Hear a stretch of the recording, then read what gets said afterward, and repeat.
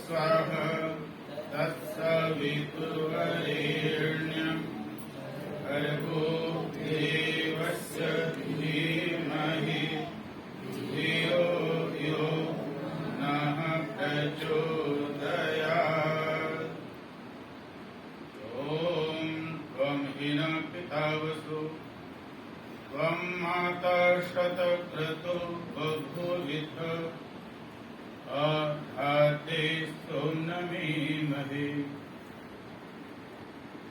ॐ हिरण्यगर्भ समवर्तताग्रे भूतस्य जातः पतिरेक आसीत् स दाधार पृथिवीं जामते मां कस्मै देवाय हविषा विधेम कस्मै देवाय हविषा विधेम। ॐ ॐ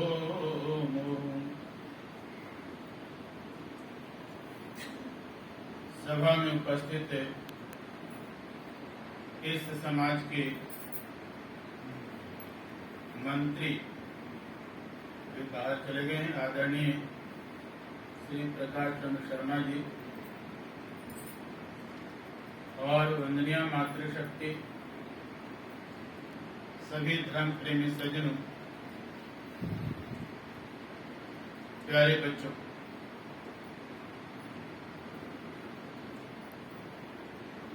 हम सभी आर्य समाज के माध्यम से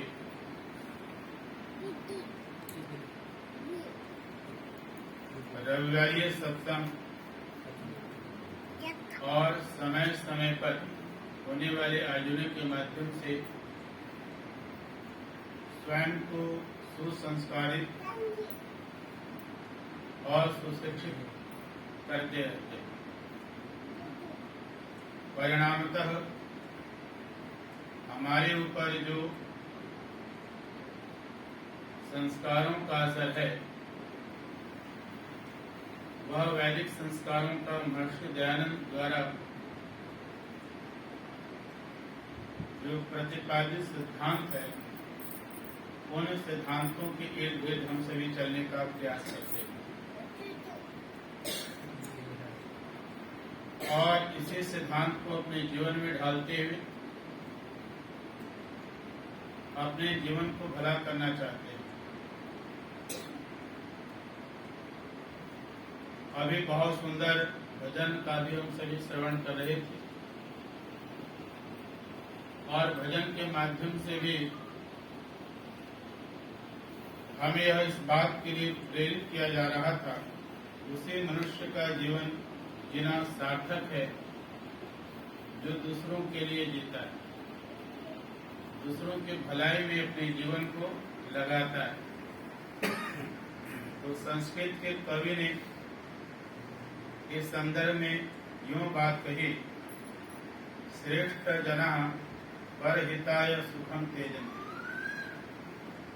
श्रेष्ठ लोगों की पहचान यही है कि वह दूसरी के भलाई में अपने सुखों का भी त्याग कर देते हैं और अपने जीवन को धन्य कर देते हैं।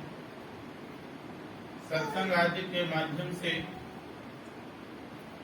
जब हम परमपिता परमात्मा के सत्य सिद्धांतों को ठीक प्रकार से ठीक समझने का प्रयास करते हैं और तदनुरूप अपने जीवन को बनाने का प्रयास करते हैं, तो निश्चित रूप से हम अपने मार्ग पर चलते हुए जीवन लक्ष्य को साध पाएंगे। महर्षि देवदयानंद जब सत्याग प्रकाश को लिखा तो सत्याग प्रकाश के प्रथम समलास में परमात्मा के निज और सर्वश्रेष्ठ नाम ओम की चर्चा करते और वहां पर यह इस बात को रेखांकित करते हैं। ओम, यह ओंकार यद्यपि परमात्मा का निज और सर्वश्रेष्ठ नाम है, जो एक वह शक्ति है जो संसार को उत्पन्न करने वाला है, पालन करने वाला है और इसे समेट भी लेता है। उस परम पिता परमात्मा के ओम को, उस स्वरूप को, नामों को समझने और जानने के लिए ऋषि दयानंद यह भी लिखते हैं, यद्यपि परमात्मा के अनंत गुणों के कारण उनके नाम भी अनंत हैं, परंतु फिर भी उस परमेश्वर को हम नाम आदि के माध्यम से जानना चाहें, समझना चाहें, तो किन किन प्रसंगों में, किन किन प्रकरणों में ठीक तरीके से समझ पाते हैं, और इसको ठीक ठीक न समझने के कारण भी हम उस परमात्मा की कृपा को नहीं प्राप्त कर पाते हैं, और इस संसार सागर के अंदर जो है कहीं न कहीं हमारा और आपका भटकाव हो जाता है। तो महर्षि दयानंद परमेश्वर के नामों की चर्चा को 4 प्रकरणों के माध्यम से बताने का प्रयास किया।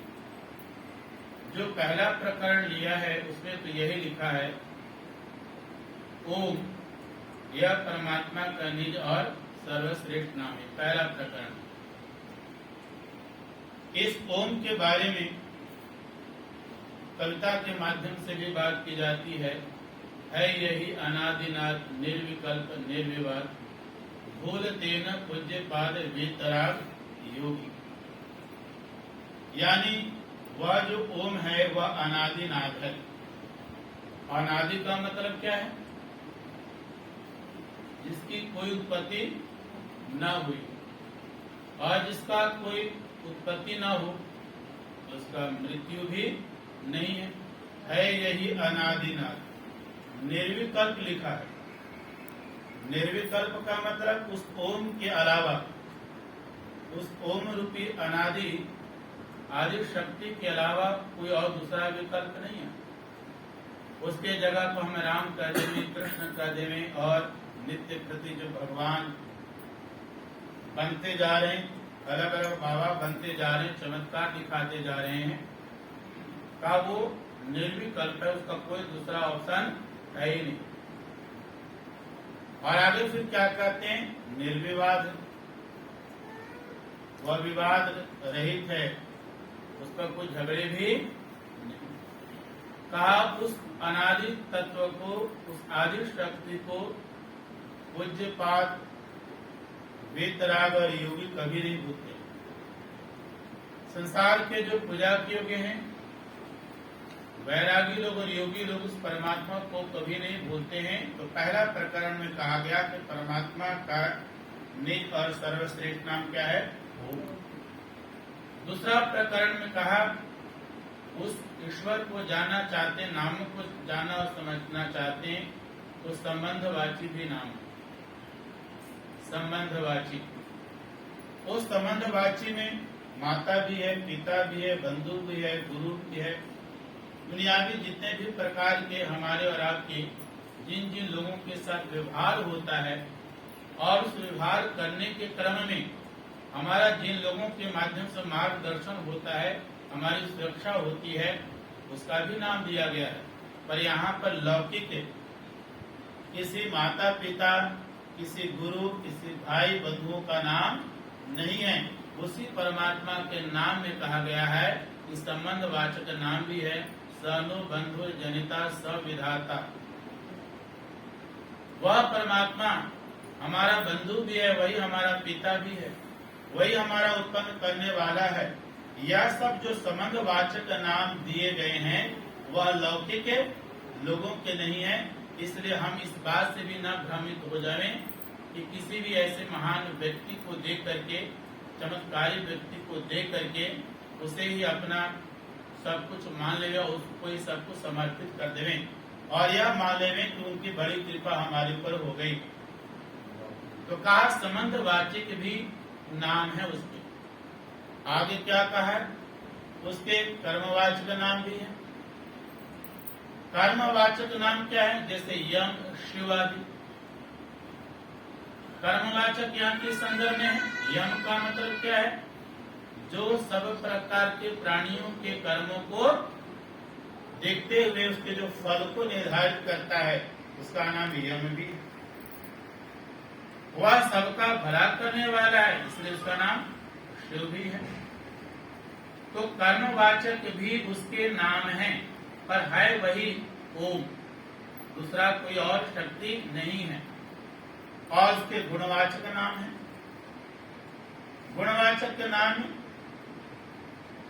अग्नि, तेजस, हिरण्यगर्भ, ये सारे गुणवाचक हैं। तो इस प्रकार से महर्षि दयानंद ने उस परम पिता परमात्मा के संपूर्ण स्वरूप को बताते हुए जब नामों का वर्गीकरण करते हैं, तो सत्यार्थ प्रकाश के अंदर प्रथम समलास में 4 प्रकरणों में इनका वर्गीकरण करते हैं। और यद्यपि महर्षि दयानंद ने सत्यार्थ प्रकाश के प्रथम समलास में 100 नामों की चर्चा की है, और फिर अंत में फिर क्या लिखते हैं, तो उस परमात्मा के स्वरूप को क्या करते हैं, लिखते हुए, रेखांकित करते हुए, वह परमात्मा निराकार है, वह सर्वशक्तिमान है, वह न्यायकारी है, दयालु है। ये सारे नामों की चर्चा करते फिर यही कहते हैं वो अनंत गुण संपन्न सत्ता है। जो इस प्रकार से परमेश्वर के स्वरूप को हम और आप समझने का प्रयास करेंगे और तदनुरूप ही अपने जीवन के समस्त व्यवहारों को बनाने का प्रयास करेंगे, तब तो उस परमात्मा की हमारे ऊपर कृपा होगी और अच्छी कृपा होगी। परंतु जिस परमात्मा की कृपा हम और आप चाहते हैं, उस कृपा को पाना चाहते हैं, उसके लिए हमें और आपको एफर्ट्स करना पड़ेगा, उसके लिए हमें और आपको संघर्ष करना पड़ेगा। ऐसा भी नहीं होगा कि हम घर में बैठे रहें, सोए रहें, आलसी बन करके और उस परमात्मा की बहुत बड़ी कृपा हो जाएगी, तो ऐसा भी होने वाला नहीं है। उस परमात्मा की कृपा को हम और आप प्राप्त करना चाहते हैं, तो उसके लिए क्या है, सत्संग में जाएं, विद्वानों के विचारों को सुने, यज्ञ आदि कर्मों को करें, और जितने भी प्रकार के दुनियावी जिन कार्यों के माध्यम से समाज का भला हो सकता है, इन सब प्रकार के कर्मों को यदि हम करते जाते हैं, तो निश्चित इस संसार सागर को हम ठीक तरीके से पार हो जाएंगे। कहा मनुष्य का दुश्मन कोई नहीं है, मनुष्य का दुश्मन उसका अपने अंदर छिपा हुआ उसका अपना आलस्य है। आलस्य उसका अपना सबसे बड़ा दुश्मन है। उस आलस्य का त्याग करके और आगे जब वो पढ़ने का प्रयास करता है, तो गीता में बहुत अच्छी बात कही है। आप अपना भला करना चाहते हैं, कल्याण करना चाहते हैं, तो क्या कहा, उद्धरेत् आत्मना आत्मानं न आत्मानम् अवसादयेत्, आत्मैव हि आत्मनो बन्धु आत्मैव हि पुरात्मनः। कहा अपने आप से अपने आप का उद्धार करें। स्वयं को उद्धार करना चाहते हैं तो स्वयं को एफर्ट्स करना पड़ेगा, परिश्रम करना पड़ेगा, आगे बढ़ना पड़ेगा, और अपने आप को अपने आप से पतन न करें, अपने आप को पतन की ओर न ले जाए। कहा स्वयं जो है वो अपना मित्र भी है अपने आत्मा का, और स्वयं अगर अच्छा व्यवहार न करे तो वो दुश्मन। हम अपना उद्धार करना चाहते हैं, हम अपना भला करना चाहते हैं, तो मेहनत तो करना पड़ेगा, परिश्रम तो करना पड़ेगा। अब उस परिश्रम को करने के क्रम में और उस परमात्मा की कृपा को प्राप्त करने के क्रम में वैदिक सिद्धांत रूपी कर्म के रहस्य को जानना पड़ेगा।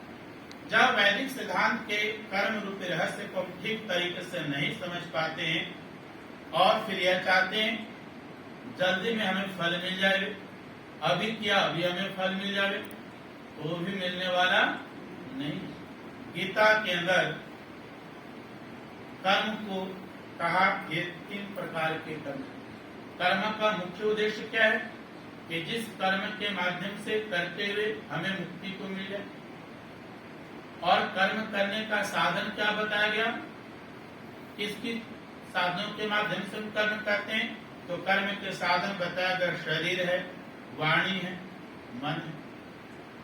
ये कर्म करने के साधन है, पर ये कर्म करने के जो साधन है, साधन तो है पर ठीक तरीके से आप कर पा रहे हैं, विधिवत कर रहे हैं, नियम में चल करके कर रहे हैं कि नहीं कर रहे हैं। कर्म दर्शन को, इस व्यवस्था को समझना पड़ेगा। तो कहा 3 प्रकार के कर्म हैं। बोलिए, क्रियमाण, संचित और प्रारब्ध। हम सबका जो मानव तन मिला हुआ है, अगर यह कह देने कि इसी जन्म का केवल है, ये पिछले जन्म जन्मांतरों के कर्मों का फल है, पिछले जन्म जन्मांतरों का कर्मों का फल है जो यह हमें मानव तन मिला है। और गीता में श्री कृष्ण अर्जुन को इस बात को समझाते हुए कहते हैं, जब अर्जुन कर्म करने में थोड़ा सा पीछे हो जाता है तो कर्म सिद्धांतों को समझाते हुए कहते हैं, बहुनी में व्यतीतानि जन्मानि तच अर्जुन तान्यहं वेद सर्वाणि न वेद परंतप। हे अर्जुन, मेरा और तुम्हारा जो है अब तक बहुत सारे जन्म हो चुके हैं, बहुत सारे जन्म व्यतीत हो चुके हैं। तान्यहं वेद सर्वाणि, उन सबको मैं जानता हूं, न तुम वेद, तुम नहीं जानते हो। तुम इसलिए नहीं जानते हो कि तुम कर्म के रहस्य को, वेद आदि शास्त्रों को कम समझते हो। लोगों ने इसी चीज को, ईश्वर को क्या मान लिया, उस सब प्रकार के कर्मों को जानते हैं, पिछले जन्म जन्मांतरों को जानते हैं, वो ईश्वर का अवतार लेते हैं। अरे योगीराज कृष्ण वेदादि शास्त्रों को ठीक तरीके से समझते थे, ईश्वर भक्त थे, इसलिए वेदादि शास्त्रों के आधार को कहते हैं तान्या वेद सर्वाणी, मैं इन सब चीज के रहस्यों को ठीक तरीके से जानता हूँ, समझता हूँ। तो हम न वेद, तुम नहीं जानते हो क्योंकि तुम्हारा वेदादि शास्त्रों से कम समझ। जब वेदादि शास्त्रों को ठीक तरीके से समझ जाओगे तो तुम भी इस रहस्य को जान पाओगे। तो कहा हमारा और तुम्हारा जो ये जन्म हुआ है, पिछले कितने जन्म जन्मांतरों का है, तो जो जन्म जन्मांतरों के आधार पर जो हुआ है वो संचित है, संचित के आधार पर ये हमें मिला हुआ है। अब जो हम और आप कर रहे हैं वो क्रियमाण है, जो हम और आप कर्म कर रहे हैं वो क्रियमाण है, और ये क्रियमाण भी धीरे धीरे इकट्ठे होते जाएंगे और कर्म फल तैयार होते जाएंगे, और एक दिन यह भी संचित के रूप में बनकर के तैयार हो जाएगा। और जब ये क्रियमाण संचित के रूप में बनकर के तैयार हो जाएगा तो ये बन जाएगा प्रारब्ध। और उसी प्रारब्ध को आम भाषा में क्या कहते हैं, भाग्य। अब भाग्य से पूछने वाले से पूछा जाए, भाग्य यहाँ पर ऐसा तो नहीं कि निठाले वाले की तो बात नहीं है, कुछ नहीं किया। जब उनके भाग्य के रहस्य के बारे में पूछे कि तुम्हारे मिला क्या है, तो फिर वही कहते पता नहीं जी, हमने पिछले जन्म में कुछ किया होगा, बुरा किया होगा तो ये मिल रहा, अच्छा किया। तो मतलब कहीं न कहीं पिछले जन्म को तो मानते, पुनर्जन्म को तो हम और आप मानते हैं। तो वैदिक सिद्धांत है, इस पुनर्जन्म के सिद्धांत को समझ करके इस चीज को, इस रहस्य को, जो क्रियमाण संचित और प्रारब्ध है, इस रहस्य को आप जानेंगे, तब हम अपने जीवन के अंदर अपने रास्ते से भटकेंगे नहीं।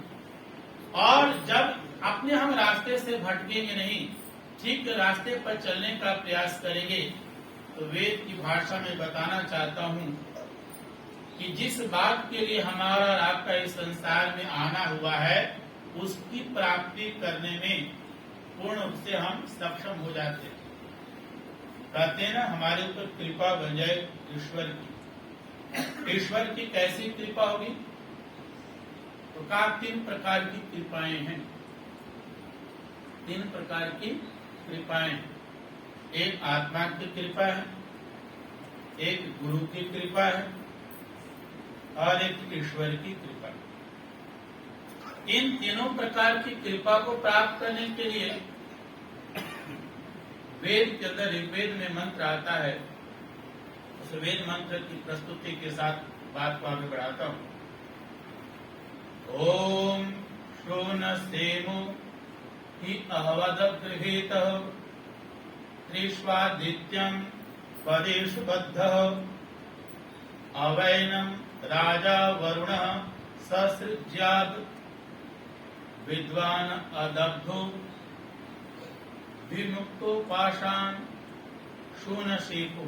शूनसेको कहते हैं कि इस संसार के अंदर विषय वासनाओं के अंदर हम और आप सभी पड़े हुए हैं और विषय वासनाओं को भोगते हुए सभी प्रकार के विषय वासनाओं को हम और आप भोग रहे हैं, पर भोगने के बाद भी हमारा और आपको जो शांति नहीं मिल पा रही है। संसार के समस्त प्रकार के विषय वासनाओं को भोगने के बाद भी हम और आप तृप्त नहीं होते, बेचैन है, परेशान है और बेचैन और परेशान है। परंतु अगर हमारे अंदर कल्याण की भावना आ गई कि संसार के समस्त विषय वासनाओं को भोगते हुए हमारा भला हो, स्वयं का भला हो, हमारा आत्मा कल्याण हो, तो स्वयं को आगे बढ़ना पड़ेगा इन विषय वासनाओं से मुक्त होने के लिए। इसके लिए हमें योग आदि शास्त्रों का सहारा लेना पड़ेगा। जो युग दर्शन के अंदर ऋषि मुनियों ने जो परंपरा दी है, उस परंपरा को अपने जीवन में धारण करना पड़ेगा। और यदि उसको हम धारण ही ना करेंगे, जो वेद आदि शास्त्र में बताया गया जिस रास्ते पर चलने के लिए इन समस्त प्रकार के विषय वासनाओं से मुक्त होने का एक तरीका है, उस रास्ते पर हम चलने का प्रयास ही नहीं करेंगे, उसके लिए हमारा एफर्ट्स ही नहीं होगा, तो आत्मा की कृपा नहीं हो पाएगी, आपका भला नहीं हो पाएगा। तो कहा आत्म कृपा को प्राप्त करना चाहिए। वेद कहता है कि संसार सागर के जो है अंदर हम पड़े हुए विषय वासनाओं में और 3 प्रकार से बंधे हुए हैं। कैसे बंधे हुए, तो उसके रहस्य को उद्घाटन करते हुए कहा काम क्रोध लोभ के दृष्टिकोण से हम बंधे हुए हैं। एक शरीर, स्थूल शरीर, सूक्ष्म शरीर, कारण शरीर के साथ अब बंधे हुए। 3 प्रकार के संसार के अंदर गुण विद्यमान है, सत्व रज और तम, इनके साथ अब बंधे हुए। इन सबसे हम और होना चाहते हैं तो हमें स्वयं के लिए प्रयास करना पड़ेगा। और उस प्रयास के लिए फिर साधन क्या चाहिए जिसके माध्यम से हमारा भला होगा। जब स्वयं हम प्रयास करते हैं, यानी सत्संग आदि में जाते हैं, यज्ञ आदि कर्मों को करते हैं, कहीं पर कोई दान आदि की क्रियाएं की जाती है, उसको देख करके स्वयं को प्रेरित करते हैं, किसी न किसी रूप से अपने आप को प्रेरित करते हुए आत्म कल्याण करने का प्रयास करते हैं, तो वेद कहता है विद्वान अदब्धा विमुक्तो पाषाण। तब कहते कोई न कोई संसार के अंदर गुरु का सानिध्य हमें मिल ही जाता है, फिर देर नहीं होता है। हम स्वयं आत्म कल्याण के लिए रास्ता ढूंढने का प्रयास करते हैं, एफर्ट्स करते हैं, घर में बैठने से नहीं, स्वयं मेहनत करने का प्रयास करें। चाहे सत्संग में जाइए, चाहे शिक्षा संस्कारों को ग्रहण करने का प्रयास कीजिए, तो कहा फिर देर नहीं होती है, विद्वानों का संग हमें मिल जाती है, गुरु की कृपा हमारे ऊपर हो जाती है। महर्षि दयानंद भी इसी धराधाम पर, इसी संसार सागर के अंदर जो है, इसी नस नाड़ियों के साथ अपने आप को जोड़ व्यक्त किया, परंतु उन्होंने एफर्ट्स किया और ऐसी घटना घटती है। चूहे वाली घटना को देख करके अपने आप को कहा कि यहाँ से जो है हमें कुछ नहीं मिलने वाला, आत्म कल्याण चाहिए, और उसके लिए एफर्ट्स किया तो महर्षि दयानंद का संपर्क होता है। और जब कहते जब व्यक्ति को गुरु की कृपा हो जाती है, तो कहा फिर परम पिता परमात्मा जो आदि शक्ति है, वो भी कहता है वैनम राजा वरुण ससृज्यात्। वह परम पिता परमात्मा आदि शक्ति भी जो है उस व्यक्ति के ऊपर जो है कृपा करने में कोई कमी नहीं छोड़ता है, उसके सारे मुक्तों से जो है बंधनों सोजों से मुक्त। तो बंधुओं, हम ये चाहते हैं कि हर प्रकार से हमारा और आपका भला हो, तो इस सिद्धांत को, इस वेद मंत्र को समझते हुए अपने जीवन को ठीक तरीके से आगे चलाने का प्रयास कीजिए। हम इस संसार सागर में कई बार इस कर्म बंधन को नहीं समझते हैं ना, और ऐसे करते चले जाते हैं और समझते हैं कौन देख रहा है। जैसा हम कर्म कर रहे हैं कोई देखने वाला है नहीं है। एक कहानी में बताते हुए वाणी को विराम दूंगा। दो मित्र आपस के हैं। एक मित्र थोड़ा सा गरीब है और एक मित्र थोड़ा है अमीर है। दोनों में बहुत गहरी दोस्ती है। एक के पास बहुत धन है, एक के पास पैसे कम है, पर दोनों की जब दोस्ती होती है तो दोनों मिलकर के व्यापार को चलाने का संकल्प लेते हैं। और जब दोनों ने व्यापार को चलाने का संकल्प मिलकर के किया तो फिर उससे पहले उनके साथ एक क्या घटना घटती है कि दोनों ने कहा कि चलो कहीं भ्रमण करने के लिए चलते हैं, और भ्रमण करते हुए किसी जंगल में चले जाते हैं। जिसके पास से पैसे अधिक थे वो पैसे लेकर के भी जंगल में गया हुआ था, काफी पैसे लेकर के गया हुआ था, और जो था ही बेचारा जिसके पास पैसे नहीं थे वो तो खाली गया हुआ था। जंगल में चले जाते हैं, मित्रता थोड़ी घनिष्ठता बढ़ती है। उसी क्रम में क्या होता है कि जो गरीब मित्र है उसके अंदर पाप चढ़ जाता है, और पाप इस सिरे तक चढ़ता है। सोचा कि पता नहीं व्यापार मित्रता तो हुई है, दोनों मिलकर के व्यापार के कार्य करेंगे, मैं बाद में मैं धनी बनूंगा कि नहीं बन पाऊंगा, परंतु अभी मौका है धनी बनने का। और क्या है, मेरे मित्र के पास बहुत पैसे हैं, इसी तरीके से इसका यही काम तमाम क्यों न कर दिया। और कोई देख नहीं रहा जंगल में, और फिर सारे पैसे तो मेरे को हो जाएंगे। ये समझाने की बात है, और उसका काम तमाम कर दिया जाता है, और सब पैसे को लेकर के वो आ जाता है घर। कुछ समय बीत जाते हैं, और फिर कहते उस घर के अंदर एक पुत्र की प्राप्ति होती है। अब वो पुत्र बड़ा होता है, परंतु जैसे जैसे बड़ा होता है वैसे वैसे वो अस्वस्थ होता चला जाता है, और विभिन्न प्रकार के रोगों से उसका शरीर जो ग्रसित हो जाता है। और स्थिति ये हो जाती है कि वो इतना भयंकर उसके अंदर बीमारियां हो जाती है कि जो कुछ भी उसके पास पैसे थे वो सब बीमारियों में खर्च होते चले जाते हैं, खर्च होते चले जाते हैं। एक दिन वह अपने ही बेटा से पूछ डालता है, दुखी मन से पूछ देता है, बेटा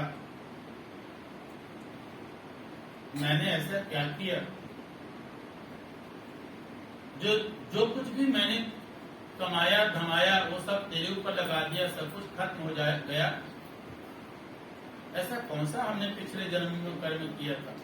तो कहते वो उसके मुख से निकल पड़ता उस बच्चे के अंदर, मैं कहाँ तेरा पुत्र, तू कहाँ मेरा पिता, अरे याद कर मैं तो वही तुम्हारा मित्र हूँ पिछले जन्म का, जिसको जंगल में तूने काम तमाम कर दिया था, और शरीर के अंदर तुम्हारे पुत्र के रूप में आया हूँ।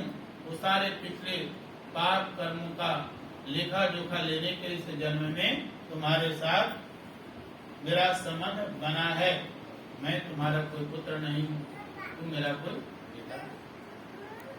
यद्यपि समझाने की है, पर वैदिक दर्शन भी यही कहता है कि पिछले जन्म जन्मांतरों के कर्मों के आधार पर जो है कि वे कर्मों के आधार पर इस कर्म को हम फल भोगते हैं। न जाने हमारे पुनर्जन्म को मानते हैं, तो न जाने हमारे बीच में जो संतति आती है वो किन किन कर्मों को लेकर के हमारे बीच में आती है। अगर पिछले जन्म जन्मांतरों के कर्म अच्छे होंगे तो हमारे घर परिवार का सुधार और बढ़ जाएगा, और उसके जन्म जन्मांतर पिछले नहीं होंगे तो बिगड़ता चले जाएगा। पर हमारा और आपका यह परम कर्तव्य है कि वैदिक सिद्धांत इस रहस्य को जानते हैं, हम किसी भी चक्कर में न फंसे, किसी बहकावे में न फंसे। कोई हमें ठगना चाहे तो न ठगाने का प्रयास करें, और महर्षि दयानंद के बताए इस सिद्धांत को जिस प्रकार से नामों की चार प्रकरणों में किया, उस दर्शन को समझ करके ईश्वर के सच्चे स्वरूप को समझें और कर्म व्यवस्था को जानने का प्रयास करें। यदि हम और आप ऐसा करेंगे तो दुनिया की कोई शक्ति जो है हमें सत्य के मार्ग से विचलित नहीं कर सकता और हम निश्चित रूप से धीरे धीरे से ही पर सत्य के मार्ग पर आगे बढ़ते हुए आज नहीं, इस जन्म में नहीं, अगले जन्म में मुक्ति मिलेगी, अवश्य मिलेगी। स्वभाव के साथ अपने जीवन के सारे कर्मों को करते रहें। तो समय हो चुका है, अपनी वाणी को यही विराम देता हूँ और आप सबने ध्यान सुना। आप सबको बहुत बहुत